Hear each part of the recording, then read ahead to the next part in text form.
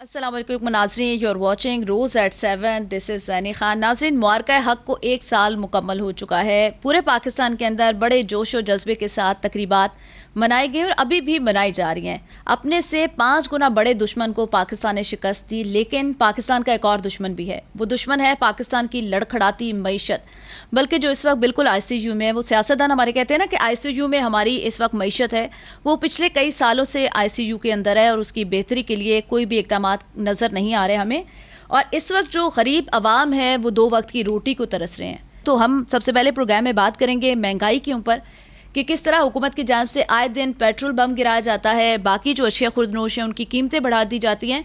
जबकि अगर किसान की बात की जाए, जिसे फसल ली जाती है, जिसने फसल बोई, सारी मेहनत की, उस तक उस मेहनत का समर नहीं पहुंच रहा। जबकि जो मिडल मैन है उसको नवाजा जा रहा है और मार्केट के अंदर जो गंदम है उसकी प्राइसेस बहुत ज़्यादा दी जा रही हैं। अपने इकोनॉमिस्ट से आज हम यही डिस्कस करेंगे। और इसके साथ साथ जो रीजन के अंदर ईरान और अमेरिका की जंग इस वक्त चल रही है, वो अभी इस वक्त बहुत एक कहा जाए कि क्रिटिकल मोड के ऊपर खड़ी हुई है, क्योंकि ईरान की जो मुतालबात हैं, उसकी जो डिमांड्स हैं, वो उनसे पीछे नहीं हट रहा। और सबसे पहली उसकी डिमांड है कि सैंक्शंस ख़त्म की जाए और इनके जो फ्रीज अकाउंट से उनको बहाल किया जाए, स्टेट ऑफ हॉर्मुज़ को मुकम्मल ईरान के कंट्रोल में दिया जाए और इसके अलावा जो मुकम्मल उसके बॉर्डर्स से वहाँ से फोर्सेस हटा दी जाएँ, चाहे इजरायली फोर्स है या अमेरिकन फोर्स है, वहाँ से हटा दी जाएँ। लेकिन अमरीकी सदर डोनाल्ड ट्रंप, हालांकि उनको इंटरनल तौर पर उनको मुखालफत का सामना करना पड़ रहा है उनके अपने सेनेटर्स की जानिब से, अपनी आवाम की जानिब से, लेकिन अमरीकी सदर डोनाल्ड ट्रंप रोज़ एक स्टेटमेंट दे देते हैं और वो कहते हैं कि किसी किस्म के मुज़ाकरात नहीं हो सकते जब तक ईरान हमारी शराइत नहीं मानता। और शर्त है उनकी, सबसे बड़ी शर्त ये है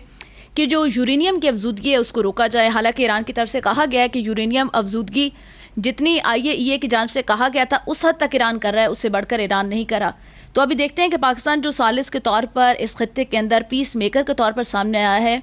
अगला राउंड इस्लामाबाद के अंदर होने की अमरीकी सदर ने भी कहा और मसूद पज़ेश्कियान ने भी कहा कि जो नेक्स्ट राउंड है वो इस्लामाबाद के अंदर ही होगा। तो अभी हम अपने पैनलिस्ट से ये भी पूछेंगे कि आगे मुज़ाकरात का दौर कब शुरू हो रहा है, क्या इस रीजन के अंदर स्टेबिलिटी आ सकती है, और कुछ बात ये भी करेंगे कि अमरीकी सदर डोनाल्ड ट्रंप चीन के दौरे पर जा रहे हैं और ये इंतहाई अहमियत का हामिल ये दौरा है, क्योंकि कई सालों बाद अमरीकी सदर का, अमरीकी किसी ओहदेदार का ये चीन का दौरा है। तो क्या ईरान के मामले पर वहाँ पर बात हो सकती है? चाइना ईरान की डिमांड्स मनवा सकता है अमेरिका से या नहीं? गुलाम रसूल बलूच साहब, आपसे पूछूंगी, ये जो करंट ईरान और अमेरिका की सूरत हाल है, बल्कि कहा जाए कि डोनाल्ड ट्रंप की स्टेटमेंट और दूसरी जानिब अब्बास अरागची की या मसूद पज़ेश्कियान की, इन स्टेटमेंट्स को आप कैसा देखते हैं? कोई फ्यूचर में आप डील होती हुई देख रहे हैं 2 ममालिक के दरमियान? देखिए, अब ये जो क्राइसिस है गल्फ का, वो एक लिहाज से बहुत मुश्किल मरहले में है। इसको हम स्टेलमेट कहें। दोनों जो फरीकैन हैं उनकी जो अपनी डोमेस्टिक ऑडियंस है उसके हवाले से कहें, या ओवरऑल जो इस वक्त बैलेंस ऑफ पावर जो चेंज होकर दिया है वॉर ने, अब वो दोनों ये चाहते हैं कि किसी तरह से वो उनके फेवर में हो जाए। अब अमेरिका का जो प्रेसिडेंट है वो चाहता है कि कोई उसको जो भी एग्रीमेंट हो ईरान के साथ, वो एज ए वॉर ट्रॉफी, यदि मैंने विक्ट्री हासिल की, जो उसके वॉर ऑब्जेक्टिव की कि मैंने स्टेट ऑफ हॉर्मुज़ को खुलवा लिया, उनकी न्यूक्लियर जो थी वो अपने पास रख लिया वगैरह वगैरह। जबकि ईरान की जो अभी स्ट्रेटजी वो ये है कि अपनी सॉवरेनिटी को उन्होंने असर्ट करना है, स्टेट ऑफ हॉर्मुज़ में कर रहे हैं वो। उन्होंने कहा है जी हम एक अथॉरिटी बनाएंगे, उन्होंने नया मैप भी किया है और वो कहते हैं कि जो ट्रैफिक चलेगा लेकिन हमारे कवानीन के मुताबिक चलेगा। उसके बाद सबसे बड़ी उनकी शर्त ये कि ऐसा कोई मुआहदा करो अमेरिका करे और उसी तरतीब से इजराइल भी उसमें शामिल हो जाता है, ताकि ये बार बार जो लश्कर कुशाई होती है उससे उसका खात्मा किया जाए। फिर उनके बिलियंस ऑफ डॉलर्स रिलीज किए हुए हैं अनजस्टिफाइडली, वो वापस करें। सैंक्शंस लगाए हुए हैं जिससे उनकी क्रिपल्ड होगी इकोनॉमी, उसको हटाए तो न्यूक्लियर पे बात हो जाएगी। देखिए, न्यूक्लियर में मेरी हमें इस्तेदाद रहा है कि nuclear is almost a settled issue. हालांकि मीडिया में उसी को दिखाया जाता है और ट्रम्प भी कहता है न्यूक्लियर, लेकिन न्यूक्लियर ऑलरेडी सेटल्ड है। ईरान कह चुका है कि जी हम 3.4 3.6 जो NPT हमें नॉन प्रोलिफरेशन ट्रीटी अलाउ करता है वो करेंगे। आपके इंस्पेक्शन भी आके कर ले, वो करते रहे 2015 से लेके 25 तक। तो अब मसला कहाँ है? मसला असल में जो है वो है उसके मिसाइल सिस्टम का, जिसके ऊपर ईरान बड़ा वाज़ेह है कि हम मिसाइल पे कोई कॉम्प्रोमाइज नहीं करेंगे। This is the only defence we have against aggression of Israel and repeated aggression. तो वही ना, 20 सालों से उसके एग्रेशन चल रहा है ईरान के खिलाफ, एक्टिव जो है। तो मैं समझता हूँ कि इस वक्त सिचुएशन बहुत जो है वो कॉम्प्लिकेटेड है।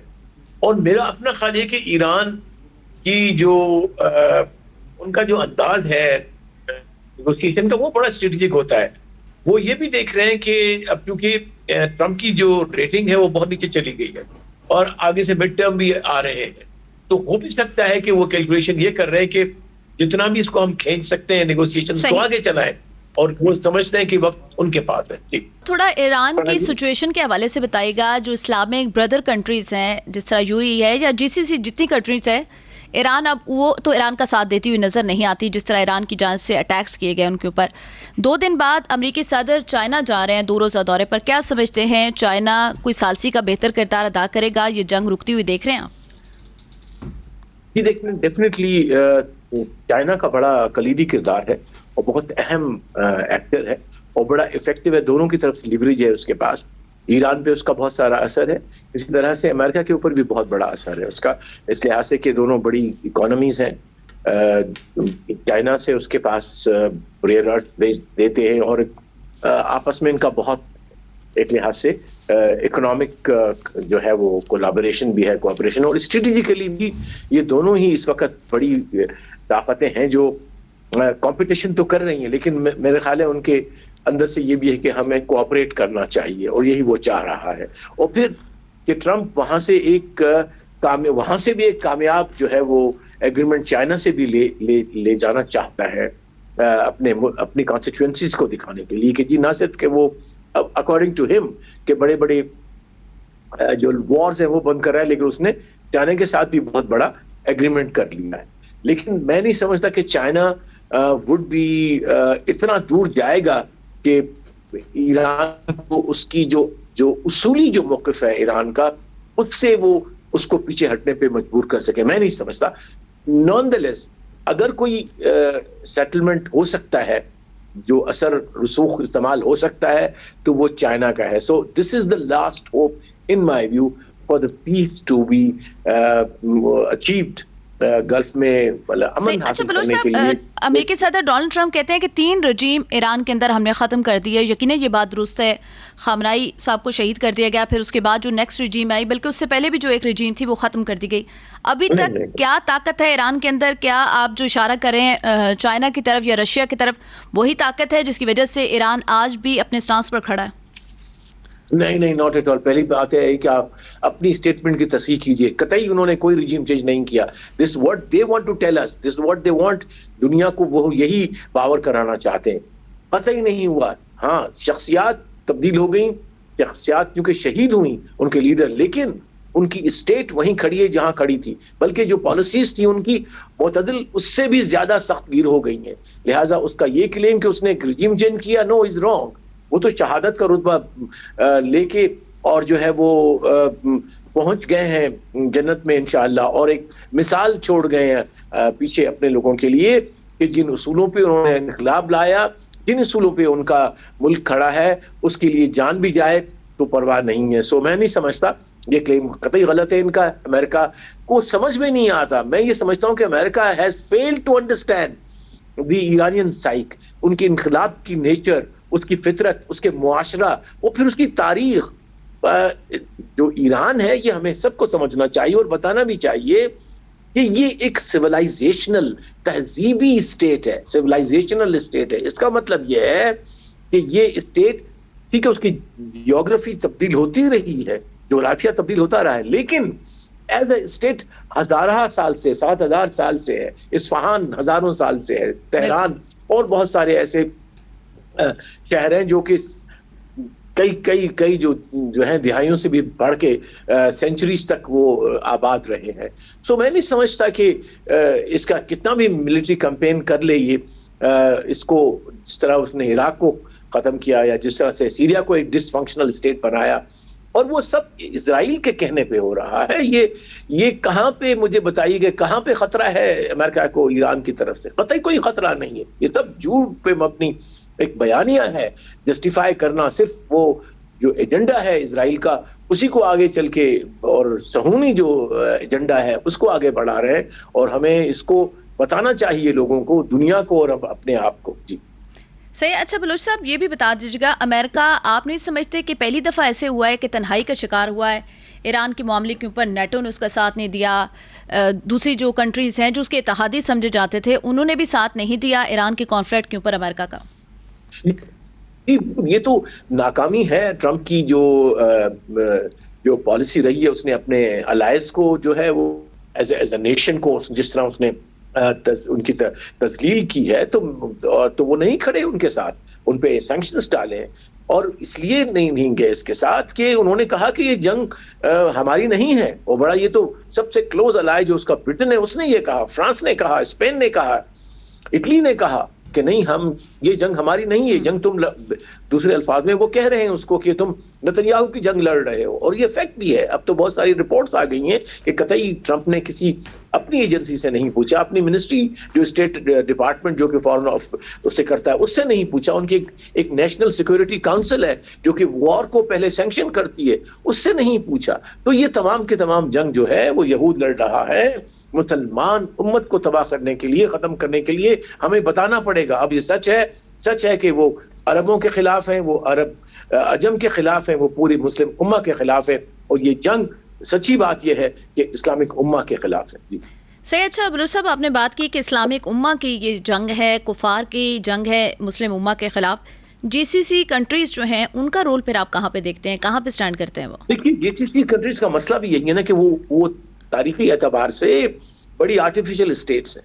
उनको ब्रिटिश मैंडेट के वक्त उनको छोटी छोटी रियासतें, जो कि रियासत के डेफिनेशन में आती भी नहीं है, 1 मिलियन उनकी किसी की पॉपुलेशन है, थोड़ा सा जियोग्राफी है, तो कोई वो तो है नहीं। और ये शुरू से लेके ही जंग जब से वो बनी है आफ्टर द ब्रिटिश मैंडेट, वो हमेशा जो है वो वेस्टर्न पावर ने, स्पेशली अमेरिका ने उनके पास अपनी फौज रखी है, जिससे वो सिक्योरिटी की अम्ब्रेला, और वो भी बिलियंस ऑफ डॉलर, पैसा भी उन्हीं का, ऑयल भी उन्हीं का, और उन्हीं की आर्मी उनको करती है, जो कि लॉजिक के खिलाफ है, तारीख के खिलाफ है।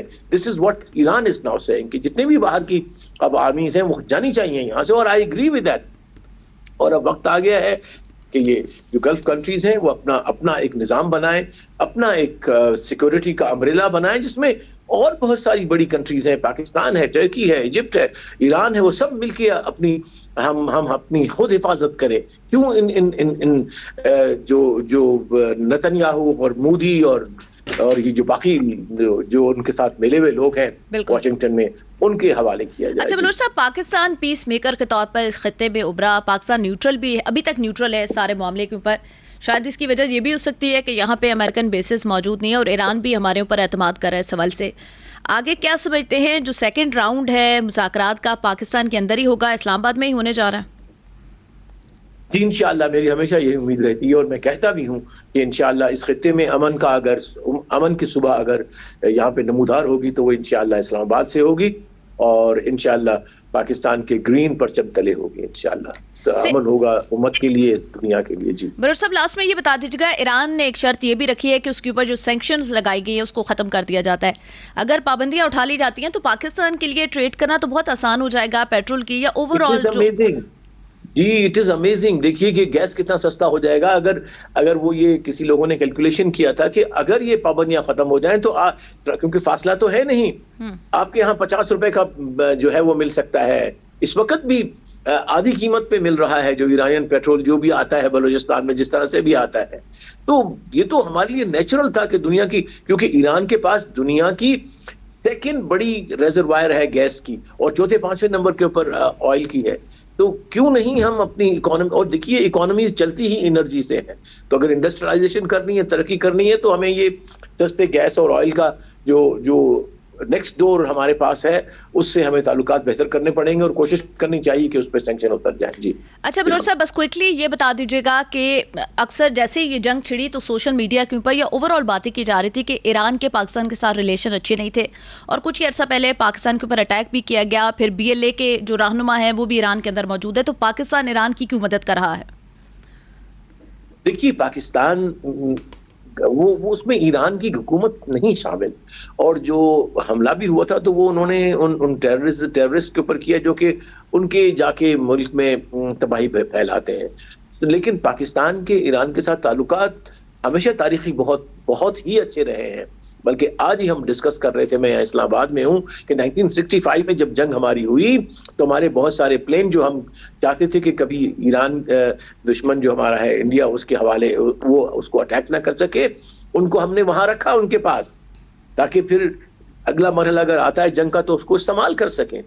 तो ये हमारी स्ट्रेटेजिक था, और उस जमाने में भी शाह वाज द जो किंग था उस जमाने में। तो ये तारीखी एतबार से हमेशा पाकिस्तान के ताल्लुकात ईरान के साथ अच्छे रहते हैं और रहने चाहिए, इसलिए कि स्ट्रेटेजिकली हमारे लिए अहम ईरान है, हमारे लिए अहम चाइना है, हमारे लिए अहम जो है वो बाकी जो है वो बाकी लोग हैं। So I think we should continue to have good relations with China. जी नाज़रीन, यहाँ पे ब्रेक का कहा जा रहा है, वापस आएंगे, यहीं से कंटिन्यू करेंगे, हमारे साथ रहिएगा।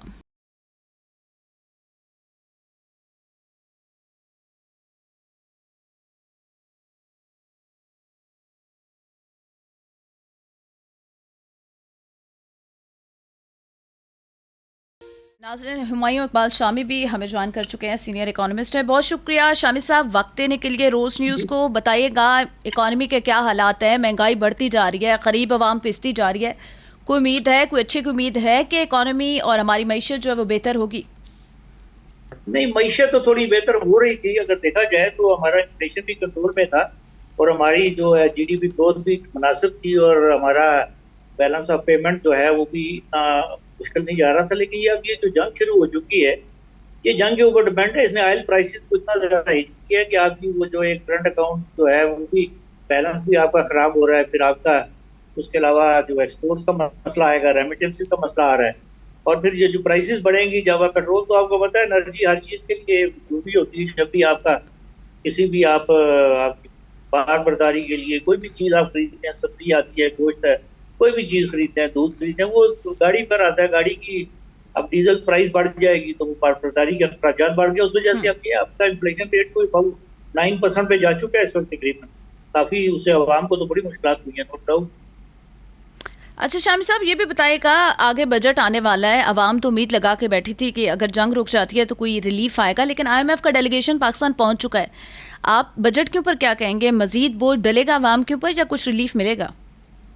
बस ये हमारी असल में IMF तो मैं तो हमेशा से इस आपका से साथ तारुफ तो नहीं हुआ, पहले मेरा मतलब है प्रोग्राम का इत्तेफाक नहीं हुआ, लेकिन मैं इसी चैनल पर मुख्तलिफ चैनलों पे मैं तो हमेशा से, जब से हम IMF में गए तो मैं तो जाने का ही आमी नहीं था। ये IMF तो एक ऐसी बला है, ये बुनियादी तौर पर एक गोली है जो कि एंटीबायोटिक की होती है, जो कि आप सिर्फ उस वक्त खाते हैं जब आप बीमार होते हैं। ये तो लेकिन आप तो कई सालों से खा रहे हैं। तो ये एक ऐसा अल्लाह ताला ने हमें एक ऐसा ये चीज दे रखी है कि ये तो इससे जब तक हम बाहर नहीं आएंगे। अब IMF जो है वो ऐसी ऐसी शराइ डालता है जिसकी वजह से आपकी ग्रोथ नहीं हो पाती, आपकी GDP नहीं बढ़ेगी तो आपकी टैक्स का क्वांटम नहीं बढ़ रहा और आपकी रोजगार के मौके नहीं बढ़ रहे हैं। आप उसी को फिर बढ़ाने के लिए आप जो है बार बार आप जो अपनी पेट्रोल पे आप जो टैक्सेस लगाए हैं वो IMF के कहने ऊपर आपने बढ़ा दिए, आपने लेवीज वगैरह बढ़ा दी, जबकि लेवीज को कम किया जाना चाहिए था। लेकिन इस वजह से कि वो आपका जो शॉर्टफॉल आ रहा है टैक्सेस के अंदर और जो GDP ग्रोथ ना होने की वजह से हो रहा है, तो उसकी बुनियादी वजह आपके ओवर टैक्सेशन है। लेकिन वो टैक्सेशन आप और मजीद बढ़ा रहे हैं, और वो पे कौन कर रहा है? वो जो ऑलरेडी टैक्स पे कर रहा है। तो ये प्रॉब्लम तो आ रही है। तो ये तो एक IMF तो एक कर्ज है ये, तो मैं तो इसको पार्ट ऑफ सोल्यूशन नहीं कहता, ये तो पार्ट ऑफ प्रॉब्लम है। लेकिन बस आपके यहाँ लोगों को शौक है IMF में जाने का, वो गए हुए हैं, तो अब ठीक है, मैं तो अब कुछ नहीं कर सकता, ये तो उनकी पॉलिसीज हैं, हम तो उनको मशवरा ही दे सकते हैं, इसके अलावा क्या कर सकते हैं। सही। अच्छा शामी साहब, आपने IMF के हवाले से तो तनकीद कर दी, लेकिन और ऑप्शंस क्या हैं पाकिस्तान के पास? अगर हम IMF में नहीं जाते तो कैसे हम बच सकते हैं, इकॉनमी को हम अपनी बचा सकते हैं? पूरे खत्ते के अंदर जो हालात है वो भी हमारे सामने है। देखें, ये खिते के हालात तो 2-3 महीने से हुए हैं। IMF में तो हम 2000 शायद 21 या 22 में चले गए थे। देखें, उससे पहले भी आप 2015 में आप बाहर आ चुके थे IMF से। 2015 से 2018 तक आपका ना कोई आपका इंटरनल बैलेंस का मसला था, ना एक्सटर्नल बैलेंस का मसला था। ये तो 2000 मेरा ख्याल है 2019 में आप दोबारा गए हैं इसके अंदर, और उस वक्त ये बड़ा आसान था। देखिए, थोड़ा सा मसला था, आपका बैलेंस ऑफ पेमेंट का थोड़ा सा इशू आ रहा था। वो इसकी बुनियादी वजह ये हुई कि 2019-20 के अंदर आपने वो जो है कुछ थोड़ा सा जो है ना लिबरलाइज कर दिया इम्पोर्ट्स को। इम्पोर्ट लिबरलाइज होने की वजह से आपका वो जो है वो एक बैरूनी जो खसारा होता है आपका, या जो बैलेंस ऑफ पेमेंट का, वो थोड़ा सा आउट हो गया। अब उसको आउट करने का जो सबसे आसान तरीका था वो ये था कि आप उसको खसारे को जो है वो जो प्रॉब्लम है, यानी कि जो फालतू चीजें बहुत सी जो आपकी आ रही हैं, गाड़ियां, मोटरें, मोबाइल और इस किस्म की लग्जरी आइटम आपके बेताशा आ रहे हैं, जिसको उनको आप बंद कर देते हो, चर्चे के लिए बंद कर देते, तो वो आपका खसारा जो है कम हो जाता। तो थोड़ा सा आप एफर्ट करते यहाँ पर कि ये हम थोड़ा सा और रिलैक्सेशन देते कि एक्सपोर्ट आपकी बढ़ जाए, लेकिन एक्सपोर्ट ना भी बढ़ती तो इम्पोर्ट कम होने से आपका खसारा कवर हो सकता था। तो वो आप कर लेते, वो आसान मेथड था। उसकी बजाय आपने कहा नहीं जी हमें इम्पोर्ट तो कम नहीं करनी, हम तो जाएंगे जनाब IMF के पास। IMF ने कहा जी अच्छा जी आएंगे, सबसे पहला काम तो ये है कि आप अपनी डिवैल्यूएशन कर दे। 100 रुपए की जो है 300 रुपए पे चला गया, उसका नतीजा हुआ महंगाई 300 गुना हो गई आपकी। आपके ये जो उसके बाद उन्होंने कहा जी कि आपका जो है हम आप अपना वो बढ़ा दें, इंटरेस्ट रेट बढ़ा दें। इंटरेस्ट रेट बढ़ाने का नतीजा ये हुआ कि वो जो 1200 अरब रुपए की टैक्सेशन लायबिलिटी हुआ करती थी वो अब 9,000 अरब पे जा चुकी, 9 ट्रिलियन पे जा चुकी। तो उसके हमारी ना तो हमारी एक्सपोर्ट मांग तो कम हुई बड़ी, ना हमारी वो इम्पोर्ट जो है वो रुकी, लेकिन आपकी GDP ग्रोथ रुक गई, आपके बाकी मसाइल खत्म बढ़ गए। तो वो तो अब सही। अच्छा शामी साहब, ज़राअत को मईशत की रीढ़ की हड्डी कहा जाता है, लेकिन पाकिस्तानी किसान का अगर हाल देखा जाए तो दुख ही होता है। मैं खुद भी एक किसान फैमिली से हूँ, किसान के एरिया से मेरा ताल्लुक है। किसान के हालात बदलते हुए आप क्यों नहीं देखना चाह रहे? क्यों आप समझते हैं कि अभी तक हालात नहीं बदले? हालांकि गवर्नमेंट बार बार कहती है कि किसानों को रिलीफ दिया जा रहा है, लेकिन गंदम की कीमतें देखें, उसका फ़ायदा अगर देखा जाए तो किसान तक फ़ायदा उसका नहीं पहुंच रहा, लेकिन मार्केट में उसकी प्राइसेस बढ़ती जा रही हैं। देखिए, बात ये है कि ये जो हमारा जो मैं हमेशा से मेरी अगर आप मुख्तलिफ प्रोग्रामों को देखते रहे तो मैं हमेशा से एक बात करता रहूँ, वो ये है कि ये जो आपकी है ये जो आज की एग्रीकल्चर जो हमारी चल रही है, जिसमें आप एक आदमी 5-6 एकड़ लेके बैठा हुआ है और वो 5-6 एकड़ में ना तो वो अच्छा बीज डाल सकता है, ना वो मिशनलाइज मैकेनिकल फार्मिंग कर सकता है, ना वो वहां पर किसी एक्सपर्ट को बुला सकता है। 5-6 एकड़ में क्या गुजारा यूनिट होता है, गुजारा भी नहीं होता, लेस देन गुजारा। नतीजा ये है कि वो एक उसकी क्रॉप जो होती है वो उसकी प्रोडक्शन इतनी ज्यादा नहीं होती। दुनिया में वीट जो है वो 120 और 130 मन पर एकड़ निकलती है, हमारे एवरेज 30 पे नहीं निकलती किसी। तो उसका नतीजा ये वो कहता है कि जी मुझे तो हुकूमत सब्सिडी दे के मुझसे खरीद ले महंगे रेट के ऊपर। महंगे रेट पे हुकूमत खरीदती है, वो महंगे रेट पे आगे लोगों को देते हैं, लोगों के लिए भी महंगाई बढ़ती है, उसको भी कोई फायदा नहीं होता, क्योंकि वो तो 120 उसकी जो लागत है वो इतनी ज्यादा हो चुकी होती है कि उसकी वजह से कि क्योंकि प्रोडक्शन नहीं होती उसकी। तो वो तो उसका तरीकाकार एक ही आप मैकेनाइज फार्मिंग की तरफ, कॉर्पोरेट फार्मिंग की तरफ आए। जिस तरीके से आप इंडस्ट्री लगाते हैं, इंडस्ट्री की तरह आप इसमें आए। ये जो 5-5, 6-6 एकड़ का है जो आप चलाते रहे, तो ये तो गुर्बत प्रोड्यूस हो रही है। उसका बाप दादा भी गरीब था, आगे भी उसके बच्चे पोते भी गरीब ही होंगे। तो वो तो इससे तो कोई ये तो मसले का हल तो नहीं है। मसले का हल तो कॉर्पोरेट फार्मिंग। सही। शामी साहब, आपने स्मॉल इंडस्ट्रीज़ की बात की। पाकिस्तान से इंडस्ट्रियलिस्ट काफ़ी अरसे का जा चुका है। स्मॉल इंडस्ट्री आप देख रहे हैं कि मुल्क के अंदर उसके ऊपर भी इतने टैक्सेस हुकूमत ने लगा दिए हैं कि वो भी सर्वाइव नहीं कर रही, या तो ख़त्म हो चुकी है या बहुत कम हद तक रह चुकी है। तो जो किसान तबका है, आप तो कह रहे हैं कि किसान अब अल्टरनेटिव उसके वे में चला जाए, तो क्या उसके पास ऑप्शन हो सकते हैं? नहीं, अल्टरनेट तो गवर्नमेंट को देने ना, कॉर्पोरेट फार्मिंग करे, उनको इस्तेमाल करे, एक प्रोसीजर बनाए। मेरे पास तो पूरा मैकेनिज्म है, कभी हुकूमत बुलाना चाहे तो हमसे एक मैकेनिज्म ले लें हमारा पूरा कि कैसे हम इसको बड़ा आसानी से बिल उसकी यानी उसकी किसान की जो है उसकी भी नीड्स भी पूरी होंगी और उसको ज्यादा मुनाफा होगा, उसमें से वो किया जा सकता है।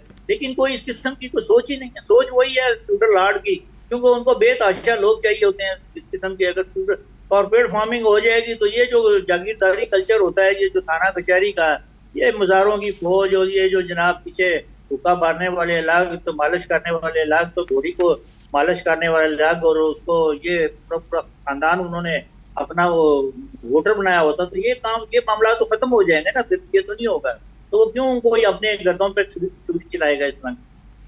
अच्छा शामी साहब, आगे गर्मियाँ आ रही हैं, यकीनन जो है वो लागत ज़्यादा होगी बिजली की कीमत की बात करें तो वो तो अब आम आदमी की पहुंच से दूर हो चुकी है। यानी आप सोचिए गरीब आदमी सकता है कि वो कभी पूरी रात पंखा चला सकेगा।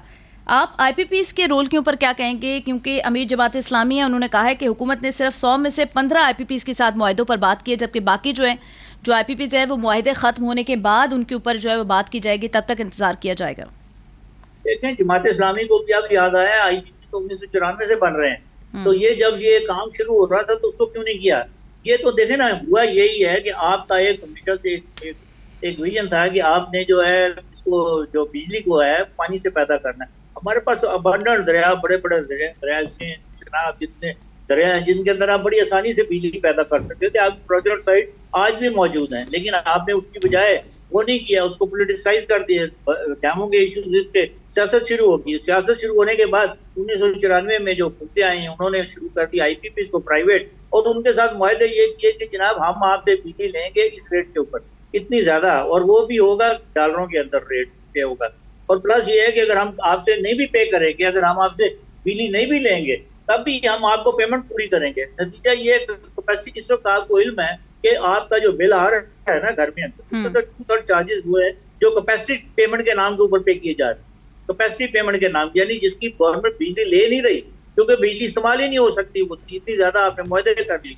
ये तो हुकूमत की नालायकी पॉलिसीज है ना। इसके ऊपर मैं तो बार बार कह चुका, पिछले प्रोग्राम में भी किसी ने कहा, तो मैंने तो कहा था इसका हाल एक किया, फोरेंसिक ऑडिट कराएंगे, सारी चीजें देखें ये कैसे प्रोजेक्ट्स हुए, ये कैसे, ये टर्म्स कैसे आपने मानी कि जी जनाब हम आपसे बिजली नहीं भी लेंगे तभी हम आपको पेमेंट करेंगे। पेमेंट तो मेरे और आपकी जेब से जाएगी।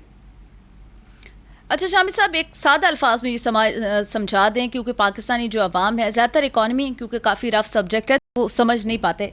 आसान लफ्ज़ों में बता दें कि जंग की वजह से सिर्फ कीमतें पाकिस्तान में क्यों बढ़ी। भारत की बात की जाए, बांग्लादेश की बात की जाए, चाइना की बात की जाए, वहाँ पे चीज़ों की कीमतें नहीं बढ़ी, लेकिन पाकिस्तान के अंदर जो है वो फ़ौरन महंगाई हो गई और पेट्रोल की कीमतें भी ऊपर नीचे हो रही हैं तब से। ये तो मैंने आपको बताया, अभी मैंने आपके जिक्र किया IMF ने, IMF के कहने पे ऊपर आपने ये जो है किया, वरना आप लेवीज आप कम कर सकते थे, आप टैक्सेशन कम कर सकते थे। उन्होंने यही किया ना, टैक्सेस कम कर दिए। हम वो टैक्सेस वो नहीं बल्कि बढ़ा दिए, हमने टैक्सेस और बढ़ा दिए, लेवी और बढ़ा दिए बजाय कम करने के। और ऑलरेडी आपको मालूम है कि हमारे यहाँ डॉलर की कीमत के हिसाब से वो चलता है, आपका जो वैल्यू का जितना होता है, तो अब क्योंकि वो ज्यादा महंगा हो गया डॉलर आपका, पहले जो तेल आता था 62 बैरल के हिसाब से वो चला गया 90-95 बल्कि $100 के ऊपर। तो वो उसके जो पाकिस्तानी रुपीस के अंदर उसका परसेंटेज बनता है कि अगर आपने 15% या 20% टैक्स लगाया है तो वो आपने सारा वो बढ़ गया, वो तो आपने ज्यादा अपने टैक्स। अब तो इस वक्त सूरत हाल है वो ये है कि हुकूमत क्योंकि आपका शॉर्टफॉल आया है टैक्सेस के अंदर, और क्योंकि आपकी इंडस्ट्री ग्रो नहीं कर रही, आपका बिजनेस ग्रो नहीं कर रहा, उस वजह से टैक्सेस शॉर्टफॉल तो आना ही आना था, तो मैं पहले से कह रहा था। तो वो उसको पूरा करने के लिए आप टैक्सेस पेट्रोल के ऊपर आपने ये बहाना बन के आपको दुनिया में पेट्रोल की कीमत बढ़ी है, इसमें कोई शक, तेवड़ी हो चुकी है, 50-60% बढ़ चुकी है, लेकिन आप उसको कंपनसेट कर सकते थे तो टैक्सेशन को कम करके, लेकिन वो आपने नहीं किया, बल्कि टैक्सेस कम करने की बजाय टैक्सेस को और बढ़ा दिया आप। तो ये इंडिया में या बांग्लादेश चाइना में ऐसा नहीं किया था, तो ठीक है सही। अच्छा शामिद साहब, ये जो लॉकडाउन का हुकूमत की जानिब से इकदाम किए गए हैं कि 8 बजे दुकानें बंद कर दी जाएंगी, इसका क्या हुकूमत को कोई फ़ायदा भी हो रहा है, और जो बिजनेस कम्युनिटी है वो क्या तासुरात रखती है, कितना नुकसान हो रहा है उनको? नहीं, उनको तो नुकसान हो रहा है, बिल्कुल हमारे यहाँ कल्चर बन चुका है, लोग लेट आज निकलते हैं शॉपिंग के लिए, इसमें तो कोई शक नहीं। लेकिन ये है कि इस वक्त मजबूरी है, इस वक्त अगर आप इसको थोड़ा बहुत अगर ये हम बर्दाश्त कर लें तो उससे फायदा ये होगा कि आपकी जो है थोड़ी सी पेट्रोल, आप बिजली काफी बिजली जो है इस वक्त गैस से या उससे आपको उससे बनानी पड़ती है, ऐसे इंस्ट्रूमेंट है कोल वगैरह से, उसकी अगर वो इम्पोर्टेड होता है, अगर वो कम होता है तो आपको उससे थोड़ा सा फायदा ये होगा कि आपका इम्पोर्ट बिल कम हो जाएगा। आपका पेट्रोलियम तो आपको पता ऑलरेडी बड़ा महंगा, तो थोड़ी बहुत कुर्बानी इस लिहाज से तो मैं बुरा नहीं समझता, बल्कि ये भी हुकूमत का मैं इस काम की बड़ी हमायत करता हूँ, जो कम अज कम पंजाब में या इस्लामाबाद में ये जो इन्होंने पब्लिक ट्रांसपोर्ट को फ्री कर दिया, उसकी वजह से बहुत से लोग मैंने देखा है उसमें जाना शुरू हो गए, तो वो अब वो अच्छा स्टेप है, मतलब जो चीज अच्छी है। अच्छा शाम साहब, लास्ट में ये बता दीजिएगा, ईरान की जानिब से एक शिक शामिल की गई है मुज़ाकरात में कि जो सैंक्शंस है वो खत्म की जाए, पाबंदियां हटा दी जाए। अगर पाबंदियां हट जाती है तो पाकिस्तानी इकोनॉमी के लिए, पाकिस्तानी मईशत के लिए कितना फायदेमंद साबित होगा?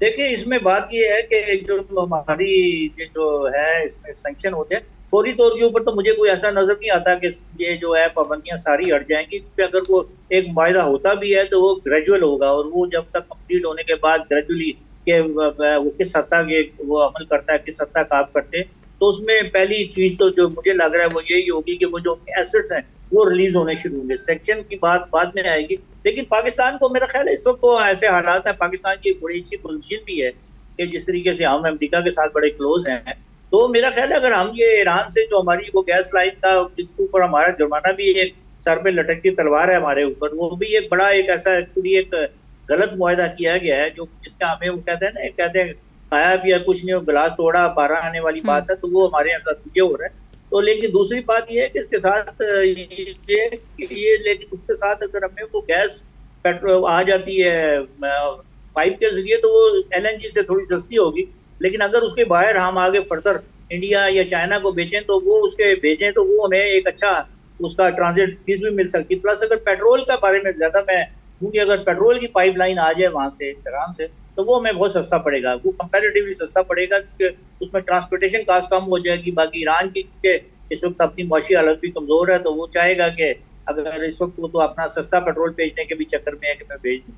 तो अगर इस किस्म की अगर हम थोड़ा सा उनसे अंडरस्टैंडिंग ले लें अमेरिका से, और उनसे कहें कि भाई हमें तो कह रहे हैं, हमारा तो लोगों का बिल्कुल बुरकस निकल गया और हम तो आपके लिए सब कुछ कर रहे हैं, लेकिन हमारा कुछ करें, तो वो मेरा ख्याल है इतनी बात को तो ओवरलुक कर जाएगी। हम अगर पेट्रोल फौरी तौर के ऊपर वहां से मंगवाना शुरू कर देते हैं, हमारे इस वक्त तो ब्राउजर्स के जरिए भी आ सकता है पेट्रोल, तो आपका ये जो आपके टैंकर होते हैं वो तो आप देखें ना, कराची से आप पेट्रोल चलता है तो ज्यादातर तो टैंकरों से आता है, वो कराची की बजाय वहां से आ जाएगा। और फिर हमें लेकिन ईरान के पेट्रोल का एक मसला ये है कि वहाँ की रिफाइनरीज अच्छी नहीं है, तो नतीजा ये है कि वह इतना अच्छे क्वालिटी का पेट्रोल नहीं होता। तो लेकिन ठीक है, उसको रिफाइनरीज मंगवा लें, रिफाइनरीज उसको बाकायदा उसकी जो है आप कस्टम ड्यूटी लगा सकते हैं आप बॉर्डर के ऊपर, जिस तरीके से जो तरीकाकार होता है, जैसा आप शिप पे आप सी पोर्ट पर करते हैं, वो आप उस बॉर्डर पे करने, तो उससे काफी आपका जो एक्सपोर्ट का मेरा ख्याल है इम्पोर्ट बिल आपका ऑयल का काफी कम हो सकता है। सही, बहुत शुक्रिया शामिद साहब वक्त देने के लिए। ज़फ़रुल हसन इकोनॉमिस्ट हैं, वो भी ज्वाइन कर चुके हैं हमें। बहुत शुक्रिया ज़फ़र साहब वक्त देने के लिए। ये बताइएगा कि पाकिस्तान की जो इकॉनमी है, हचकोले खाती इकॉनमी, हम तो बचपन से यही सुन रहे हैं कि इकॉनमी इस वक्त मुश्किल दौर से गुजर रही है, सख्त फैसले करने पड़ेंगे, उसके बाद इकॉनमी संभल जाएगी। कितने चांसेस हैं, कब तक इकॉनमी संभल जाएगी, और मौजूदा जो रीजन के अंदर जंग है इसकी वजह से कितने महंगाई के असरात मज़ीद आ सकते हैं पाकिस्तान के ऊपर? इसमें देखिए असरात तो काफ़ी आ चुके हैं, तो और मेरे ख्याल में जो है मज़ीद जो है वो प्रॉब्लम जो हमें जो फेस होगा अभी, क्योंकि देखिए महंगाई का अभी 13-14% तो हो चुकी है, और अब इसने जो है आगे जाना, अगर ये जंग आज बंद हो भी जाए तो उसके असरात हमें कम से कम जो है अगले पूरे कुछ साल तक फेस करना पड़ेंगे इसमें। तो बहुत सी चीज़ें फिर जो है वो सेटल होनी है, तो इसलिए जो है ये मेरे ख्याल में जारी रहेगा। और इसके अलावा जो अब ग्रोथ रेट जो है इस साल तो चलो जैसे तैसे हमारा जो है ना मैनेज हो जाएगा, लेकिन नेक्स्ट ईयर जो है ना बहुत टफ हालात होंगे, और रेवेन्यू के मसाइल भी होंगे, एक्सपेंडिचर की नीड बढ़ेगी, तो फिस्कल कंसोलिडेशन के जो अभी तक अचीव हुआ है वो भी थोड़ा सा ख़तरे में है। तो ये जंग के हालात अभी इंपोर्ट पे फील होना शुरू हो गए हैं। अभी 6 बिलियन पे डॉलर पर मंथ से जो है क्रॉस कर गया है, जबकि हमारी जो है वो करंट अकाउंट जब अगर ऑफ हुआ तो उसका एक्सचेंज रेट पे असर पड़ेगा, तो काफ़ी बेहतर मतलब हालात नहीं है हमारे लिए। सही। अच्छा ज़फ़रुल हसन साहब, ये भी बताइएगा, कहा जा रहा है अवाम की जानिब से कि भारत के अंदर महंगाई नहीं हुई, बांग्लादेश के अंदर नहीं हुई, तो पाकिस्तान के अंदर रीजन की जंग की वजह से महंगाई क्यों हो गई, पेट्रोल क्यों महंगा हो गया, या ओवरऑल जितनी प्राइसेस हैं वो कैसे बढ़ गए? इसमें थोड़ा सा जो नहीं गवर्नमेंट की मैनेजमेंट के इश्यूज काफ़ी हुए, और मिस मैनेजमेंट की वजह से जो ना में हुआ है। जैसे कि हमारे पीडीएल जो पेट्रोल पे अगर 80 रुपीज़ था, तो वो 80 रुपीज़ जब इन्होंने देखा महंगाई ये हमें प्राइसेस बढ़ाना पड़ रही हैं, तो उन्होंने अब 118 पे ले गए।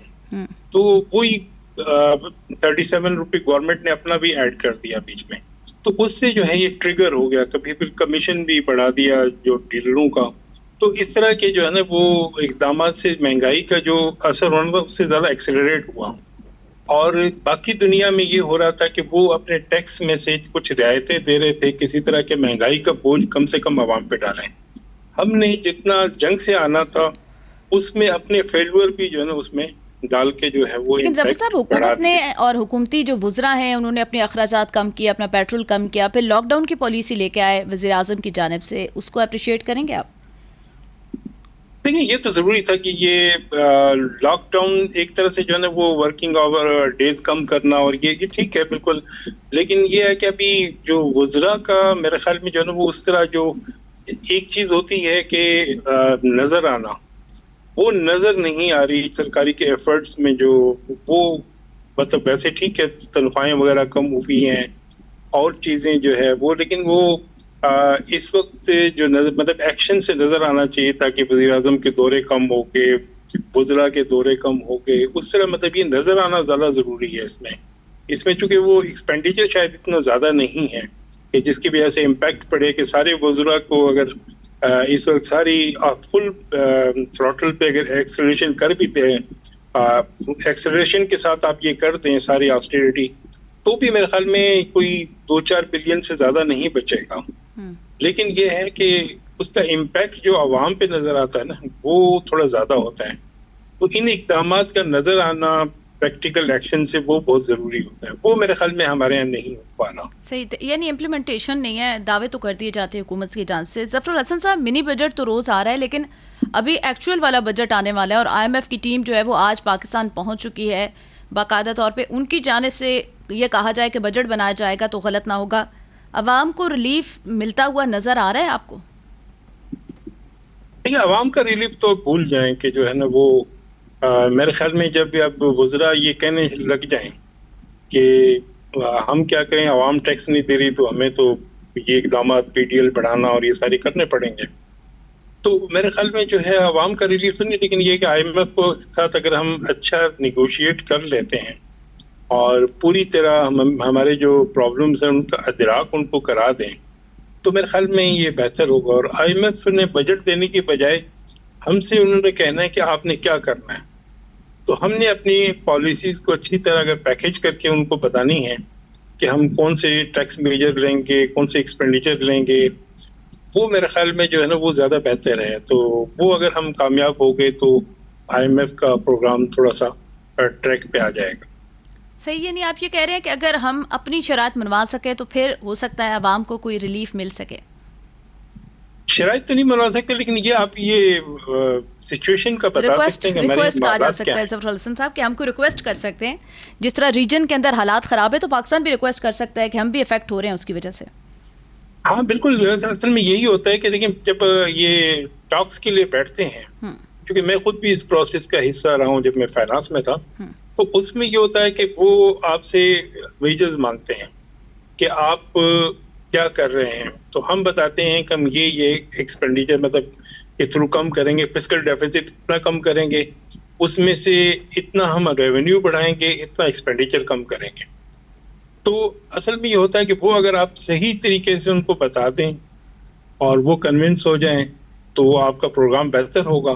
लेकिन आप अगर पूरी तरह एक्सप्लेन ना कर पाएं और चीज़ें जो है उसको मतलब ये कि थोड़ा सा शेल्फ में रख दें तो फिर थोड़ा प्रॉब्लम होता है। और हमारा प्रॉब्लम भी यही होता है कि हम जो है वो पूरी तरह उनको बता नहीं पाते हैं, तो वो फिर जो है वो जो भी शराइत हमारे अपनी उस पर जाते हैं। फर्ज करें कि हमने उनको बताया एक दफ़ा के ट्रेडर्स से हमारे को 120 बिलियन इकट्ठे होंगे, ट्रेडर्स ने हड़ताल कर दी, तो फिर पता चला कि ये 120 बिलियन तो हमने कमिट किए हुए हैं। अब उन्होंने फिर हमें करना ये पड़ा कि एग्जिस्टिंग टैक्स में कई चीज़ें जो है बढ़ानी पड़ी। अभी भी ये हो रहा है कि जो टैक्स के फेल्यूर हैं वो अब PDL के थ्रू हम रिकवर करने की कोशिश कर रहे हैं, बजाय इसके कि वो उनको हालात बताए जाएं और कहा जाए कि अब भी टैक्स कलेक्ट नहीं हो सकता, इकोनॉमी वीक है, रीजन में एक सिचुएशन इमर्ज हुई है। तो वो अगर उस तरह मतलब उनको कन्विंस किया जाए तो वो बेहतर हो सकता है। लेकिन हम अगर उसी पे इंसिस्ट करें कि हमने वो कमिट किया था कुछ साल पहले, तो साल के दौरान जो भी चेंज होंगे हालात की उनको बताना चाहिए बजाय इसके कि आप आवाम जफर साहब, अभी जो पाकिस्तान इस्लामाबाद टॉक्स हुई हैं या पाकिस्तान जो सालसी का किरदार अदा करे दुनिया पे आलमी ताकतों में, पाकिस्तान अपने एक नए तशख़्ख़ुस के तौर पर उभर कर सामने आ रहा है, एक पीस एम्बेसडर के तौर पर सामने आ रहा है। आप समझते हैं कि इकॉनमी वाइज भी पाकिस्तान इससे कोई फ़ायदा उठाएगा, फॉरेन इन्वेस्टमेंट आ सकती है पाकिस्तान के अंदर? अगर जो पास्ट को अगर हम गवाह बनाएं तो मेरे ख्याल में जो है ना, हमने अक्सर मौके ज़ाया किए हैं, लेकिन ये है कि लोग लेवरेज करते हैं ऐसी सिचुएशन को। और इन्वेस्टमेंट तो पाकिस्तान देखें, दावे तो जो भी करें, लेकिन प्रॉब्लम इन्वेस्टमेंट का ये है कि इन्वेस्टमेंट की क्लाइमेट आपको बेहतर करानी पड़ेगी, आपकी उसमें सर्टेनिटी लानी पड़ेगी, आपकी पॉलिसीज में कंसिस्टेंसी लानी पड़ेगी, फिर जाके जो है वो हम फुल्ली इसमें इसका फ़ायदा उठा सकते हैं। दुनिया भी हमारे कहने पे आएगी तो मेरे ख्याल में हम आराम से इसको कर पाएंगे। लेकिन प्रॉब्लम ये है कि वो हम अक्सर ऐसे मौके ज़ाया करते आए हैं। तो हिस्ट्री यही है कि जो 77 ईयर में जब भी हमारी तरफ कोई ऐसा मौका आया तो हमने ज़ाया करने में देर नहीं लगी। सही। अच्छा, लेकिन आपकी ज़फ़र हसन साहब, जितनी मैंने आपकी बातें और आपका तज्ज़िया सुना तो उसमें होप तो कहीं पे भी मुझे नज़र नहीं आई। कोई आवाम को होप देना चाहे आप कि किसी किस्म का कोई रिलीफ जो है वो मुस्तकबिल में मिल सकता है आवाम को? क्योंकि सैलरीज तो हुकूमत की जान से बढ़ाने से रहे, हुकूमत अगर इजाफा भी करेगी 5% या 10% कर देगी, जो कि बहुत नाकाफ़ी है आजकल के हालात में। तो आवाम के लिए कोई उम्मीद, कहीं से कोई उम्मीद का या ठंडी हवा का झोंका आता हुआ देख रहे हैं आप? असल में जो देखें, जो हालात हैं ना इस वक्त, तो अब झूठी उम्मीद दिला के बल्कि आपको लोगों को तैयार करेंगे। एक क्राइसिस सिचुएशन है और इस क्राइसिस सिचुएशन में थोड़ा सा तो जो है वो सबको हिस्सा डालना पड़ेगा। लेकिन ये है कि उसमें अब ये ना करें कि सिर्फ ये है कि लोएस्ट तबकात पे ही सारा जो है ना वो हिस्सा उनसे ले लें और अशराफिया जो है वो अपनी बिल्कुल हिस्सा डालने के लिए तैयार न हो। अगर ऐसा हुआ तो फिर हमारे लिए मसला होगा।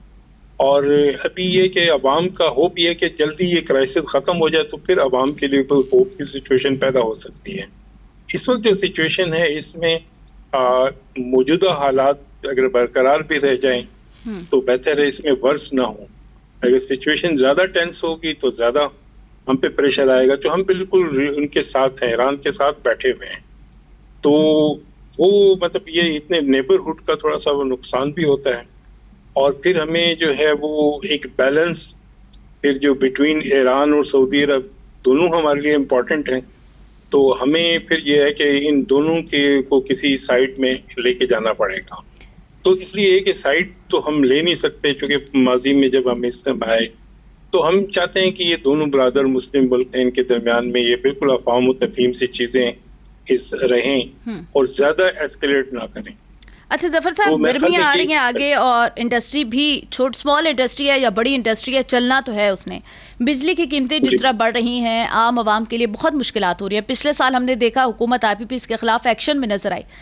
आप आगे देख रहे हैं कि IPPs के ख़िलाफ़ हुकूमत मज़ीद कोई काम करेगी, कोई अल्टरनेट दिया जाएगा, आवाम को रिलीफ मिलेगा?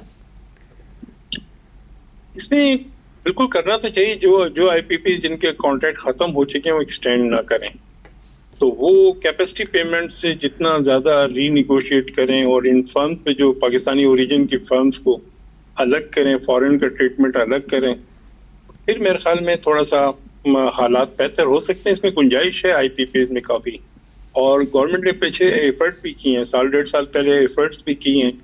और लेकिन जो है ये PTI दौर में भी कुछ एफर्ट्स हुई थी, कुछ उसके बेनिफिट कुछ अभी 1.5 साल पहले जो हुई हैं वो अभी तक है, वरना ये एनर्जी प्राइसेस कहीं की कहीं जाती। हमने असल में ये कि इम्पोर्टेड जो फ्यूल पे जो हम बिजली घर लगाए हैं उनके असरात ज़्यादा हैं, तो वो जैसे ही एक्सटर्नल एनवायरनमेंट ख़राब होती है तो फिर उसके असरात भी हम पे ज़्यादा तेज़ी से आते हैं। तो उम्मीद है कि इसमें जो है वो ज़्यादा प्राइसेस और नहीं बढ़ेंगी। जी सही, बहुत शुक्रिया। ज़फ़रुल हसन सीनियर इकोनॉमिस्ट हमारे साथ मौजूद थे।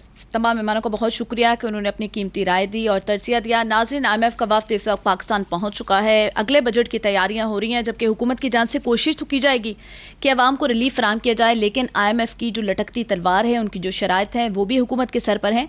तो अभी देखते हैं कि हुकूमत की जानिब से क्या इकदाम किए जा रहे हैं और गरीब आदमी को, आम जो अवाम है, उसको कितना रिलीफ दिया जाता है। इस दुआ के साथ प्रोग्राम का अख्ताम करेंगे कि अल्लाह पाकिस्तान और पाकिस्तानियों के लिए आसानियाँ पैदा करे। अल्लाह हाफिज़।